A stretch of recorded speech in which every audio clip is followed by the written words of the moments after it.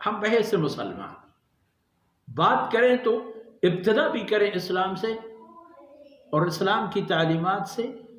اور بات کو تمام کریں بھی اس سے۔ اب دیکھیں سیدنا آدم علیہ السلام پہلا انسان جو روئے زمین پر آتا ہے، اور براہ راست وحی الہی کے ذریعے سے اس کی رہنمائی موجود ہے۔ سیدنا آدم علیہ السلام کی سب سے افضلیت جو ان کو ممتاز کر دیتی ہے وہ علم۔ علم آدم الاسماء كلها ثم عرضهم على الملائکہ، کہ آدم علیہ السلام کو علم دے کر زمین پر بسایا گیا، اور جو علم سیدنا آدم علیہ السلام کو دے دی گئی تھی وہ اللہ رب العزت کی وحدانیت، عبدیت اور احکامات سے متعلق نیز، یعنی اس کے ساتھ فکر معاش کے علم، کھانا پینا، سونا جاگنا، بیماری، سلامتی، تندرستی، آگے پیچھے، کل پرسوں، حال مستقبل، ان تمام علوم جو دین سے بھی متعلق اور دنیا سے بھی متعلق،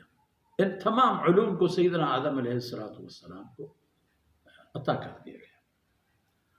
اور پھر حضرت صلی اللہ علیہ وسلم کو دیکھیں،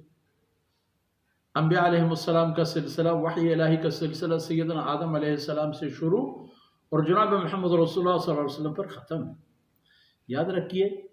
محمد الرسول اللہ صلی اللہ علیہ وسلم کے بعد کوئی وحی نازل نہیں ہوا ہے اور نازل نہیں ہوگا۔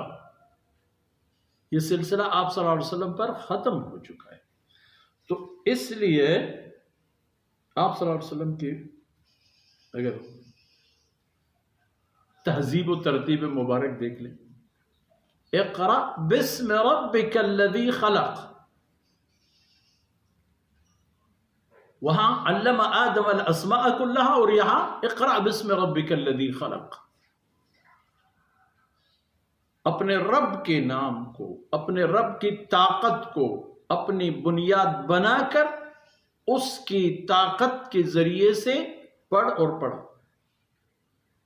کیونکہ وہ تمہیں اس حوالے پر طاقت عنایت فرما دیں گے۔ آگے آپ پر ایک ایسی کتاب نازل ہوگی کہ جو پوری دنیا کے تمام علوم کا مرکز اور بنیاد ہوگا، اللہ کا کلام۔ آن حضرت صلی اللہ علیہ وسلم جو کبھی پڑھنے لکھنے کی نیت میں ایک لمحہ کسی کے پاس نہیں ہے، ایک لمحہ کے لیے قلم ہاتھ میں نہیں، ایک لمحہ کے لیے کسی سے کچھ پڑھنے لکھنے سے متعلق نہیں سیکھا،